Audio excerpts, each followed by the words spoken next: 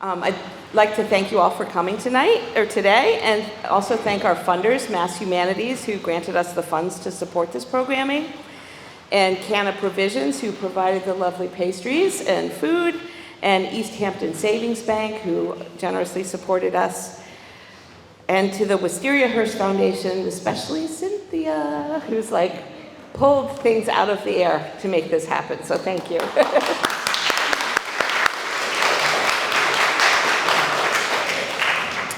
And if you haven't yet checked out the gallery, I encourage you to go see that. It's spectacular.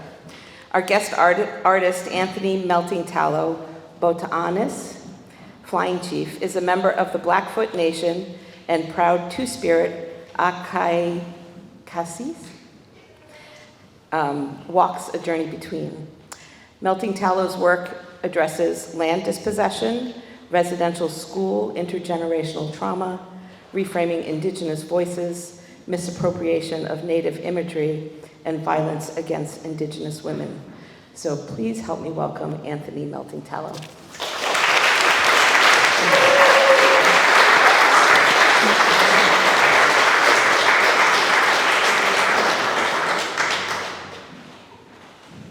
I'm kind of short for a Blackfoot. Blackfoots are known to be really tall. Well, a little bit. Okay, that's cool. That's Thank a little you. Okay, hello, relatives. This is a beautiful day, a beautiful venue. This is palatial, and a lot of good hearts went into bringing this show together, bringing it to this community. It reminds me of Indigenous kinships and how we establish family and relationships. And a lot of my work isn't easy to view or to witness, but Indigenous cultures have that at their core as part of being family.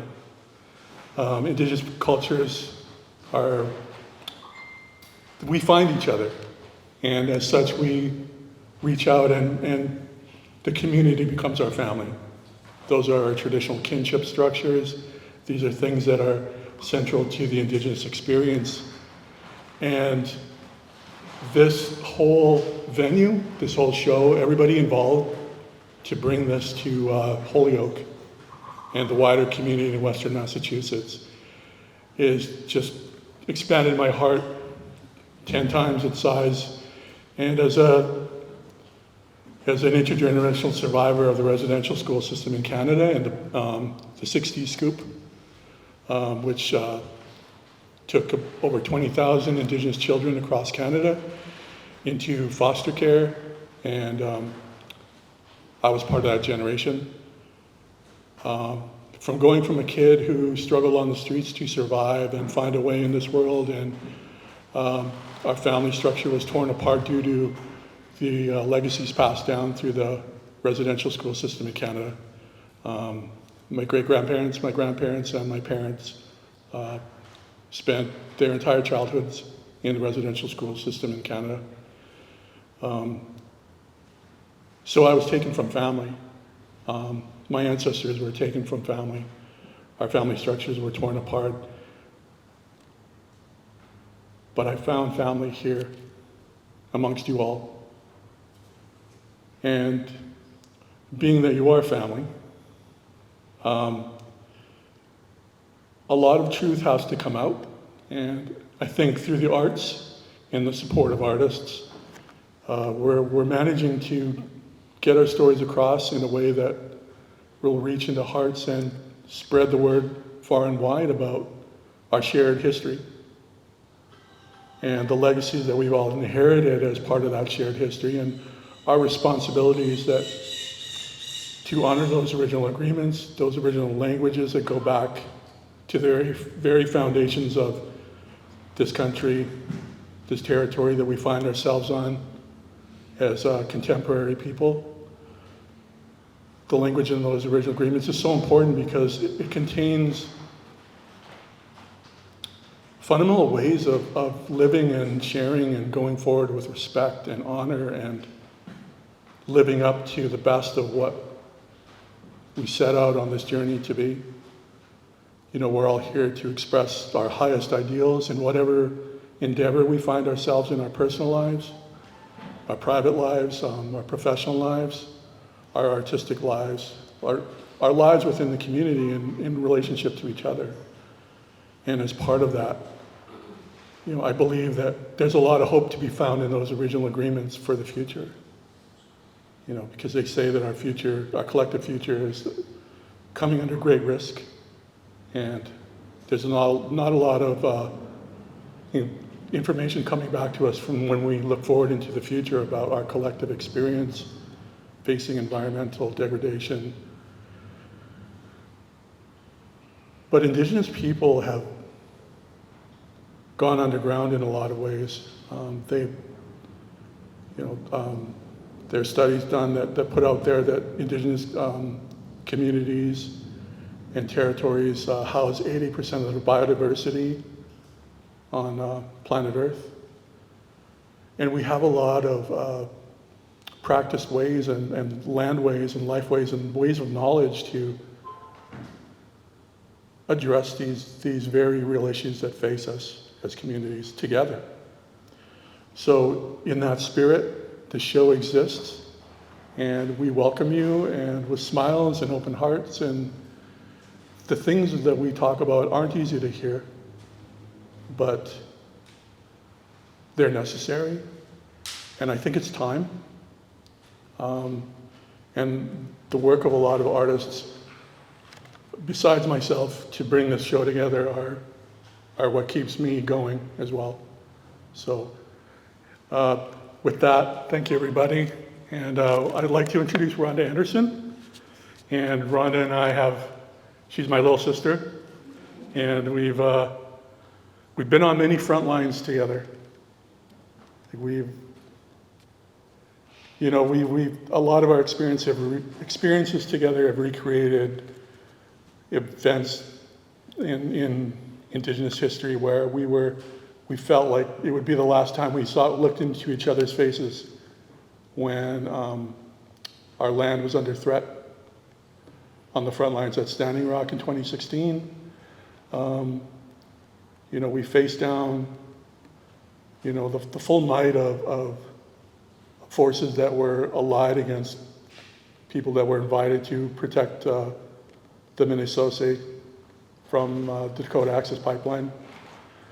We fought in the Berkshires against pipelines that were ultimately put through that sacred territory.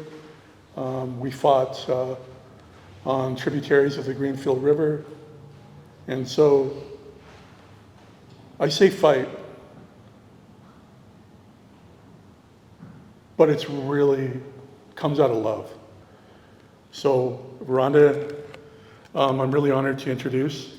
She is Inupiaq Athabascan from Alaska, and her native enrollment village is Katovik.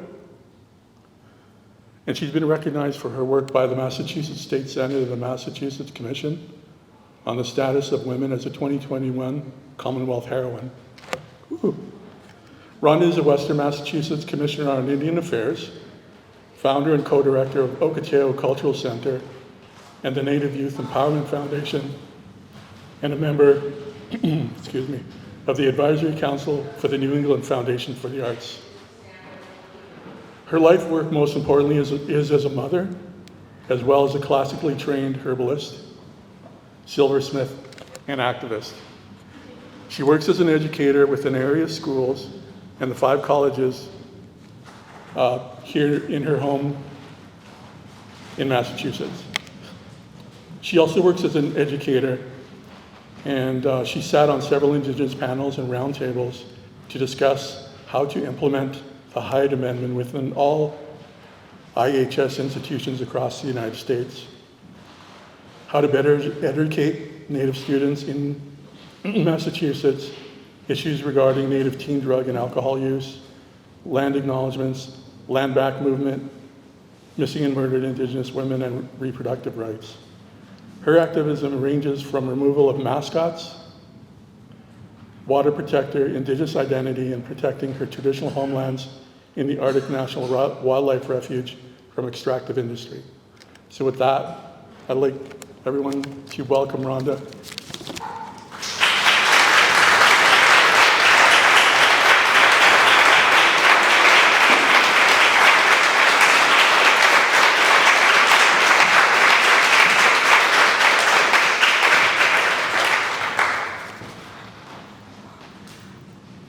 Oh my goodness.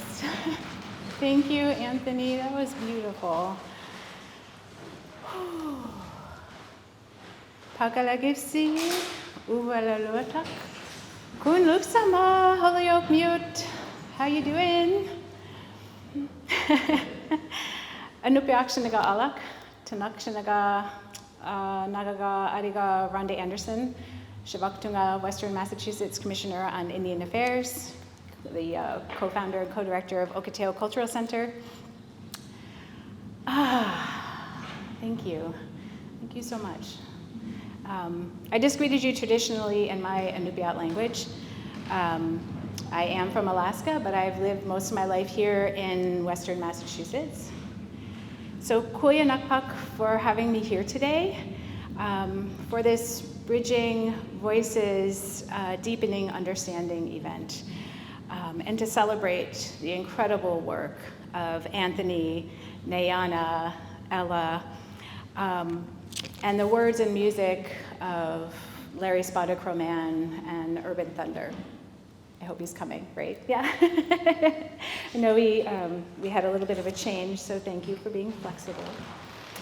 And thank you, Wistariahurst, for seeing the importance of this space being indigenized for the day and showcasing these essential works of art.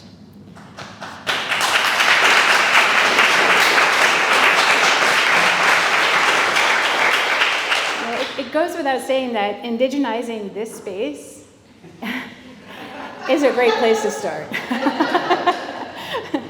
Recognizing that this land has a deep history with many communities and thousands of people who have loved, birthed, celebrated, hunted, fished, grew crops, gathered medicines, had ceremonies, died here, buried their dead here.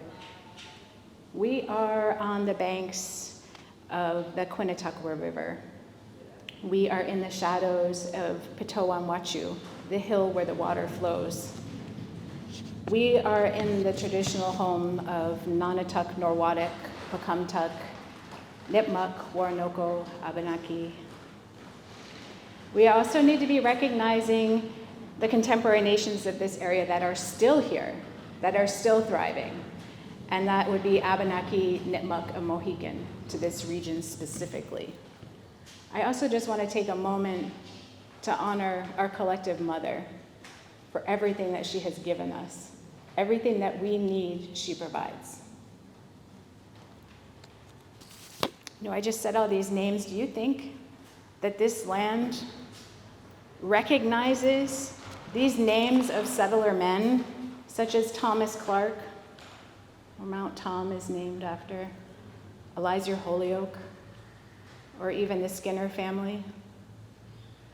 I hope they don't come to haunt me tonight.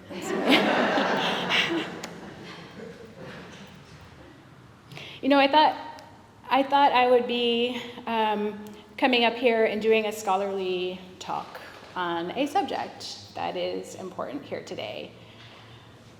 And it's hard, because how do I pick and choose? We have so many disparities, we have so many statistics, we have so many issues. Thankfully, I can walk, talk, and chew gum. But that made it really hard, because murdered and missing Indigenous women. Nayana's art is featured here today. 3 out of 4 Native women are sexually assaulted or face domestic violence. And there's loopholes that protect their predators from being incarcerated. Also, speaking of incarceration, Native women top the list of incarceration and death from police brutality in the continent. So United States and Canada. And right behind them are our murdered and missing men, who are next in line for incarceration, and death from police brutality. Native suicide, it's right up there. We're number one. We're number one in all the bad categories. 10 to 24-year-old tops it out on this continent. It's, the CDC has issued dire warnings about our suicide in our communities. Massachusetts, Mashpee alone in 2016, 15 youth in 30 days. The loss of our traditional homelands, climate justice, Indigenous communities are on the forefront of climate disaster right now. And as Anthony was speaking to, our stolen generations, boarding schools, residential schools, industrial schools. There's over 500 schools between Canada and the United States. And since 2020, about 20 some odd schools have been searched, their grounds, with ground penetrating radar to recover lost bodies of children who met their death in these schools. 10,000 children have been found. So, how do I pick, right? So instead, see what I did there? Instead, it's my honor to give opening remarks on this beautiful occasion and celebrating the work of Anthony and Nayana and Ella, and celebrating Native American Heritage Month with these incredible individuals. And yes, this gathering is like family, right?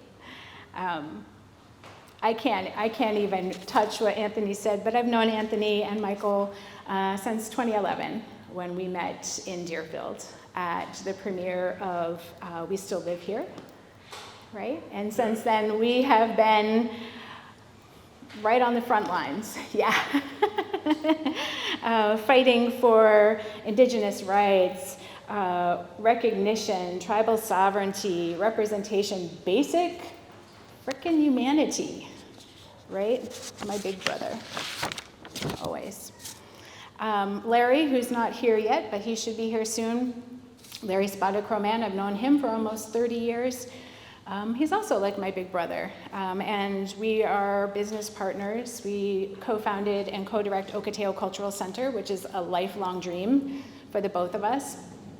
And I do want to give recognition to Andre Strong Bearheart Gaines, who could not be here today, because he is burning a historic mashoon, or a dugout canoe, in Little Mystic Boat Launch in Boston for the first time in hundreds of years. So it's a very historic event, and I'm sorry that he's not here, but he's doing important work. He is our resident cultural advisor with Okateo and his organization, No Loose Braids. He's like my younger brother. I've known my little sister, Nayana LaFond, for about 18 years, 17, 18 years. And incredibly, Nayana and my daughter, Nayana, have the same name, the same pronunciation, and even the same creation of names through vocables of Indigenous languages. And Nayana also means beautiful eyes in Sanskrit. So I cannot think of a more fitting or perfect name for beautiful-eyed beings.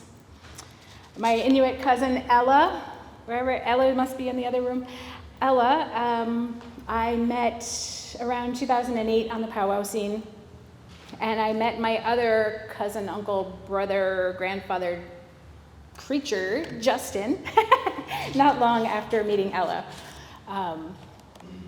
So it is incredibly, and it's an honor, and I'm very proud of seeing each individual grow, watching each one overcome personal stories of domestic violence, sexual assault, intergenerational trauma, homelessness, drug and alcohol abuse, the heartbreaking foster care system, oppression, marginalization, right? The list goes on, but it is a joy watching each person break free from those societal boxes and overcoming settler-imposed limitations. Watching each person embrace their indigenous identities and regain agency over our identities. We have been given an image that is not of our making and denied the ability to tell our narrative for hundreds of years. So this agency is essential because we must, as Indigenous people, have agency over how our Indigenous identities are represented, especially in the arts. There's no word for art in our Indigenous languages, but traditionally art is an expression of our familial identities, the mirroring of our humanness, the mirroring of nature, the mirroring of the lands from which we are a part of. And when I look around at today's exhibit, I see that mirroring. And I see that mirroring of our contemporary issues. Murdered and missing Indigenous women, girls, Two-Spirit, murdered and missing Indigenous men, stolen generations, residential schools, cultural genocide, all of it. But there is also beauty. There is beauty in the fractures and scars of healing that intergenerational traumas and the sacredness of our lands. When I look around, I see the artist's reflections be that of art justice, art equity, and a move towards art democracy. The need to work for art democracy means being on an equal footing, having relevant representation, and bridging the voices of the colonizer and the colonized. The living, vibrant art displayed here today also bridges the gap between invisibility and being seen in mainstream society. So invisibility is one of those ongoing structures of colonization that is working as it is intended. We must understand that colonization is not only a historical action, but a continuing practice. We must understand that colonialism profoundly impacts Indigenous individuals and communities in different ways today. This is the hard and painful work, right? So let me be perfectly clear. Racism is an invention of colonialism. Okay? The racializations of Indigenous, Black, and Brown people through settler colonialism are geared to ensure the white settlers' supremacy. Okay? Native peoples' identities and struggles are invisibilized to mainstream society as a necessary way to uphold settler colonialism. This process has occurred through hundreds of years of oppression and the genocide of Indigenous peoples and is perpetuated by white supremacy, heteropatriarchy, racism, and capitalism structures. The history of this genocide and oppression, to quote Nikki Sanchez, who's amazing, this history is not your fault, but it is your responsibility. We must take responsibility and acknowledge these challenging words and truths of colonization and its legacy. We must move forward in ways that allow for truth, for decolonization. We cannot do the vital work of social and racial justice without the work of undoing settler colonialism and the resulting systems of oppression, marginalization, and invisibility. We must do this work in unity for collective liberation, because we are not free as a society until we are all free.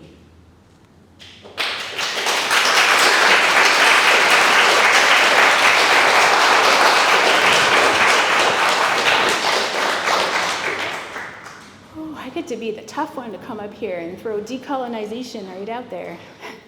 But we need you as allies, accomplices, and co-conspirators to actively disrupt colonization and racist structures on a reflexive level. Don't think about it, just do it.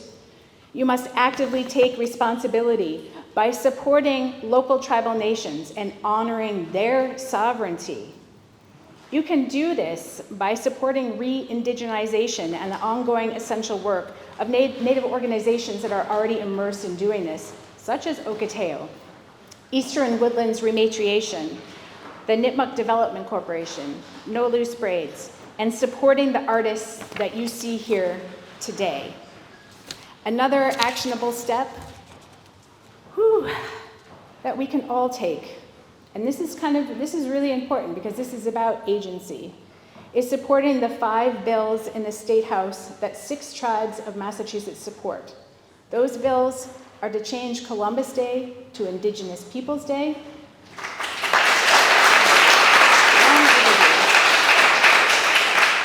There is a bill that is respecting our cultural heritage and items so that they are not sold in auction houses.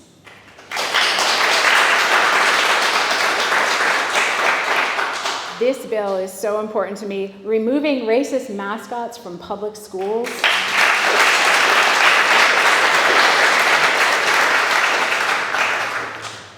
And this would make it so much easier to pass everything if the other bill to create an appropriate educational curriculum in public schools on Massachusetts tribes.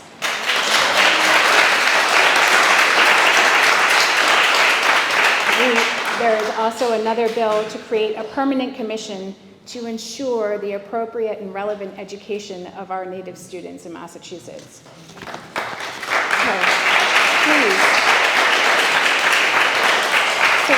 Please visit maindigenousagenda.org and contact your local legislator, learn more, find out ways you can support these efforts. But this is where the deepening understanding of this event is integral. We must deeply listen to the stories that are being shared here today, listening with our ears, listening with our eyes, and listening with our heart. Deep listening will broaden our understanding of what our Native communities face today and how we can support them and how we can begin the painful and long process of decolonization. Deep listening is how we can create relationships of reciprocity and create these shared memories between us all. Being here and listening is a beautiful start. So Koyanak Nalag Negirsi, thank you for listening. Thank you.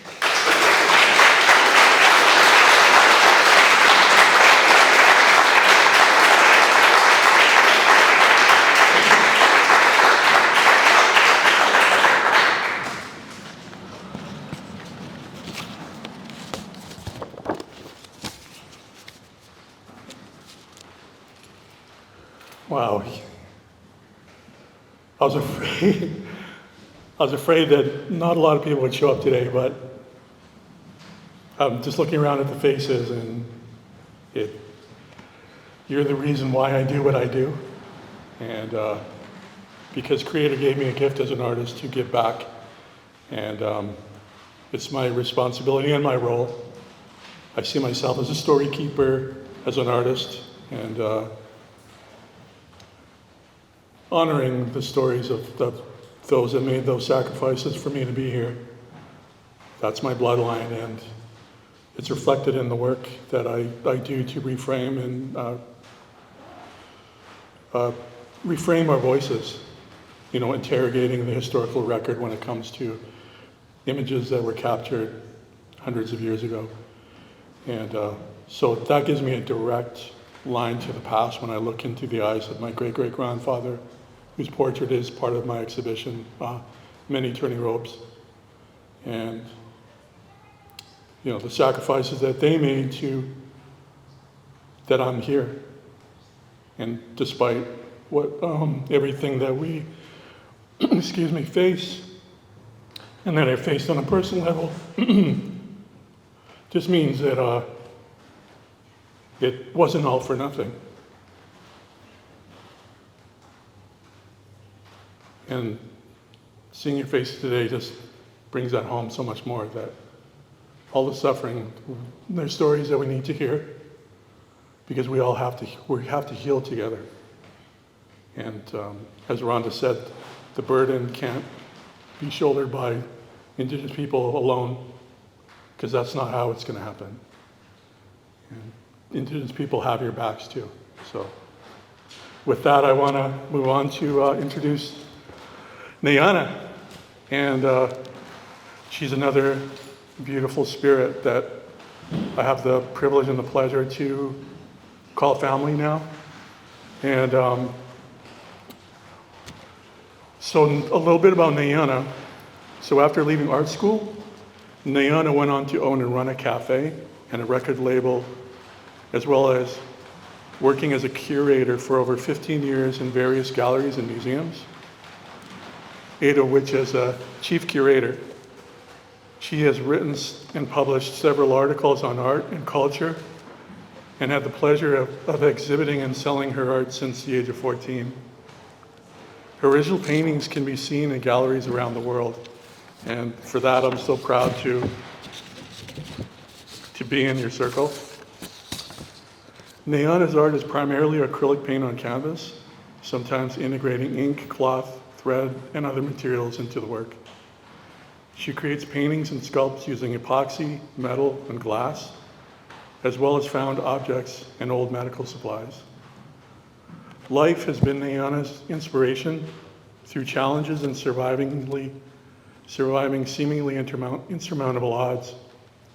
Art has been her outlet and a place where she could express that which could not be said. She primarily works in a series on themed paintings related to the experiences in her life as a woman of mixed race, a mother, a cancer survivor, bone marrow transplant recipient and activist, and so much more. And a true warrior. With that, we'd like to welcome Nayana.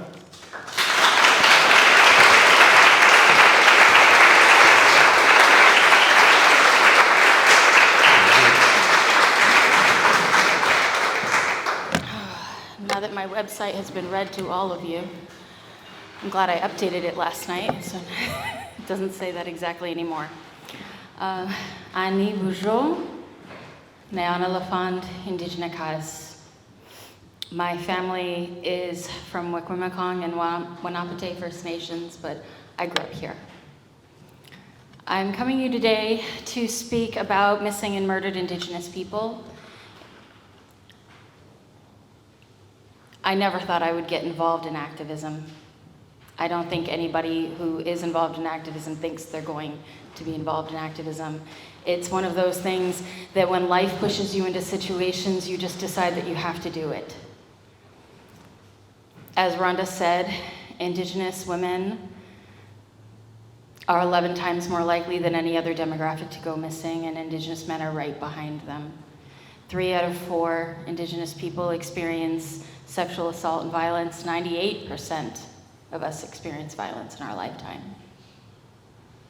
I didn't really fully even comprehend the full impact of that on my own life until I finally woke up and got away from my situation. That's when I started looking back and realizing how my story is no different than anyone else's, which is what led to this. I don't share my story a lot, but for some reason today I feel inspired. So, I come to you today as a survivor, as the daughter of a survivor who unfortunately last year didn't survive anymore, as the granddaughter of a survivor and the great-granddaughter of a survivor and the great-great-granddaughter of a survivor, all of whom stories I know very well. So this project began, that you can see out in the lobby, on May 5th of 2020, which is the day that we remember missing and murdered Indigenous people. And I started it just as catharsis, like any other artwork. You start a few and you think you'll make a few paintings, and before I knew it, people started contacting me, and now I'm up to 93. And they don't stop. This says something, unfortunately. And I haven't gone out seeking any of them. They've come to me. So each family comes to me and they tell me their story, and I see the stories overlap, and they overlap, and I can see that we're all in the same. We've all experienced the same, and that brings us to today, where we're in the generation of change, finally. Finally. Because I think about my great-grandmother who was 13 at Spanish residential school when she became pregnant by a 34-year-old, and then forced to marry him at 14. That doesn't happen anymore, thankfully, but so many other things do. So, the only way to move forward is to raise awareness, talk about this, and promote change. When we look at the causes of these issues, they're so numerous that it's difficult to pinpoint one. It's difficult to say that's the culprit or that's the culprit. But overall, 96% of perpetrators are non-Indigenous. That also says something. When we think about colonization and when people come to the continent and they want to colonize, put yourself in the mindset of a colonizer for a moment. It's really difficult, and it's not a pleasant place to be able to put yourself there. If you need to take over a continent, how would you do that? You would look at the people and say, what would take these people out? The women. Our matriarchal society and our lifeblood. So the women became the target. There are letters written home from soldiers who were sent here saying, oh, I keep 1 or 2 Indigenous women under my bed for my own personal use. So this became an issue from day one, and it has just evolved from there and turned into many other ideations, including residential school systems, and even more recently, issues with ICWA, which is on the chopping block this month. If you don't know, ICWA is the Indian Child Welfare Act. It designates that when a child is taken from their family, they need to be put with another tribal family. Placing them with a non-tribal family is another form of forced, sorry, my brain is not wanting to find all the words, but forced integration. So that brings us to today. What do we do? How do we move forward? How do we change these things? We need to involve everyone in this, including legislation, because the main causes of this now, when we really look at it, well, it does come from an over-sexualization of Indigenous women through things like Pocahontas, who, that movie, she was 12. I'm sorry, she looked like 25 in that movie. Think about Peter Pan. Same story. She was a child represented, but they're sexualizing her as well. But it moves forward to today, and how do we change this? The other causes are also male-dominated extractive industries. I spoke at MIT a couple of months ago, and I'm telling all their secrets now, so get ready. They're never going to ask me back again. So I found out MIT is partially responsible.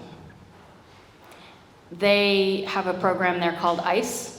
At the ICE program, the students are given the task of designing the pipeline systems. The pipeline system company hired the students from MIT. So those pipelines are designed by them, but that's not why it's their fault. It's because they told the students, and they will not allow the students to factor in the human component or how the pipelines will affect the population that they're in. They're not allowed to.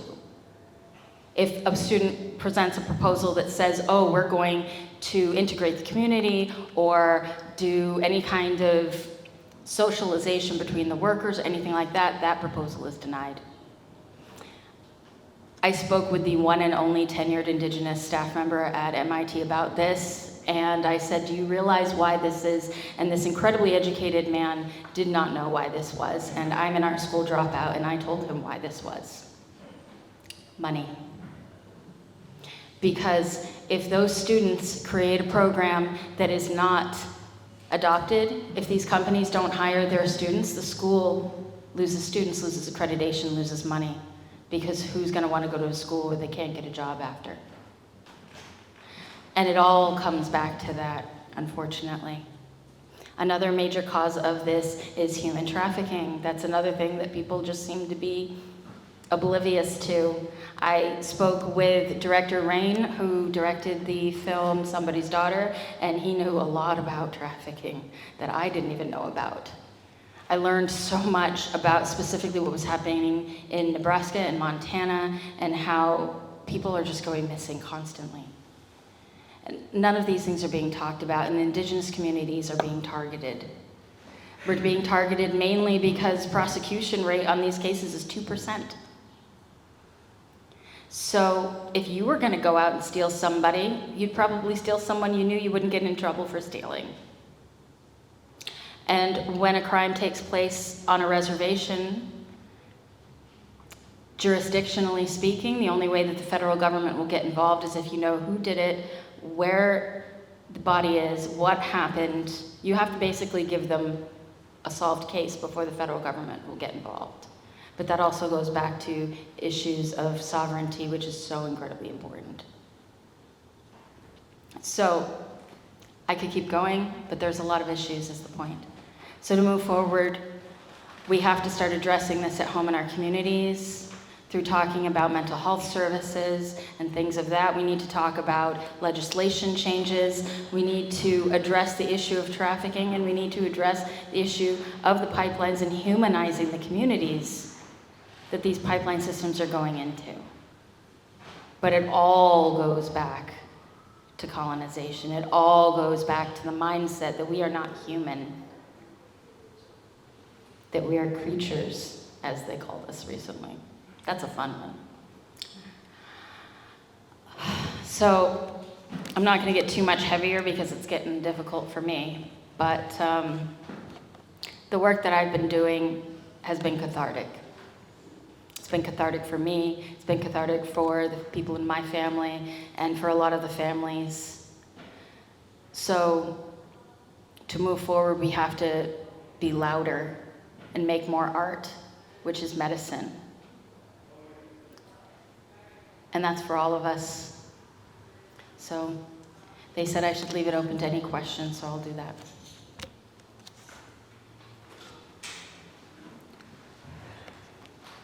Anybody? Question? No?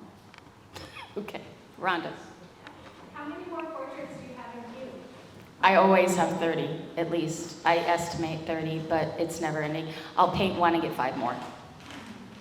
So, How long does it take you to paint? Between 2 and 10 hours per portrait. 2 days ago, I painted one on the High Line in New York City as a public display, and that took 3 hours.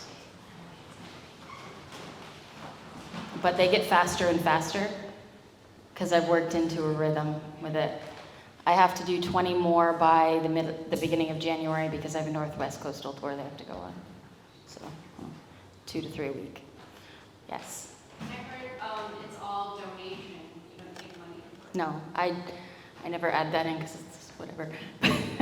I do this completely for free. So when a family contacts me, I sit down with them. I listen to their story. I ask them what is appropriate for them because each tribe has a different thing that's appropriate. Some people, you can't paint the person who has died. Some people you can. And then I give them unlimited free prints. One family, I think, has received like 75 prints so far. They just keep calling me and I keep sending them. And they also receive full rights to the digital file. I exhibit the original, but I don't sell the original. I only sell prints with written permission to help cover some of the costs, which it's a drop in the bucket. But that is how it should be. It's blood money, I don't want it. Yes? How can we donate supplies or whatever to... You're a great wingman. Yeah, I do accept supply donations. On my website, if you scroll all the way down to the end, it says my P.O. box, and I list exactly the supplies that I need because it is getting expensive. I'm also trying to find creative ways to pay for shipping and plane tickets and all of the things that I need.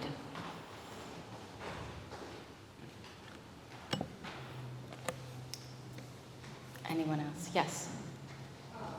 As an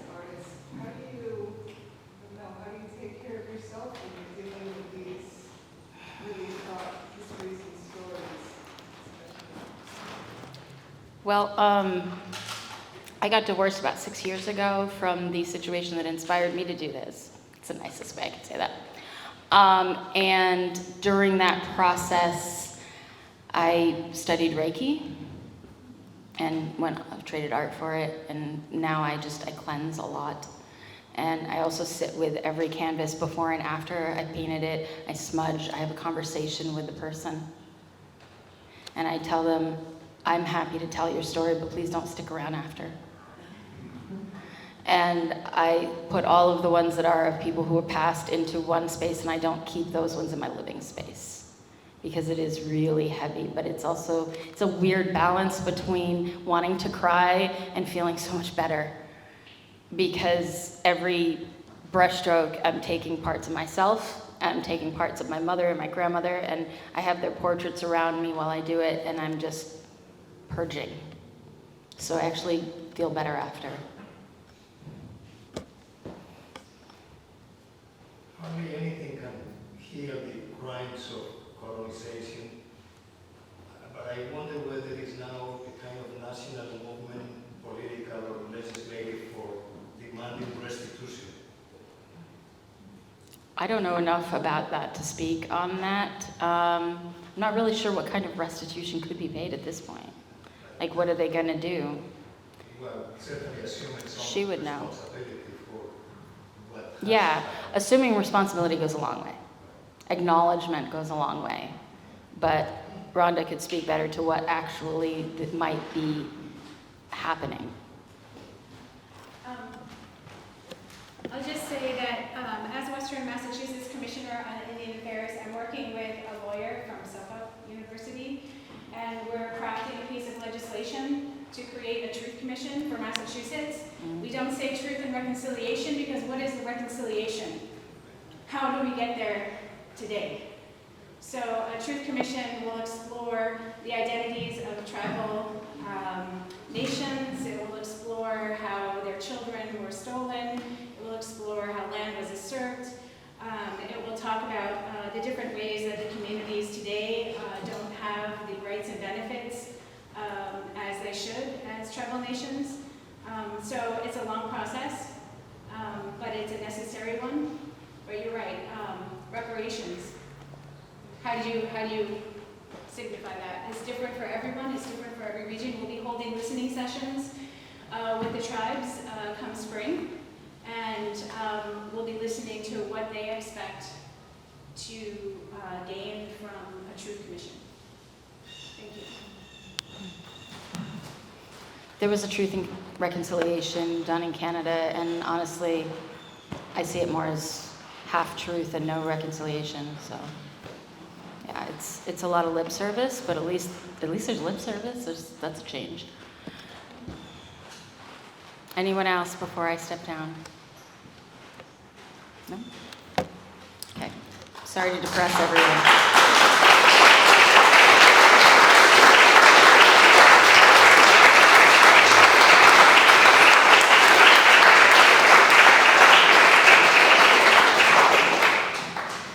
So we will have some food being delivered at noontime. I'm not sure what time it is right now. I might encourage you to look at the gallery and really absorb that. You're welcome to go out and enjoy the gardens. They're a little bit gone to sleep now, but still enjoy the fresh air and the bright sunshine today. So our next presenter will be Larry Spotted Crow Man when he gets here around 1-ish, and he'll be doing some storytelling. Thank you, everyone.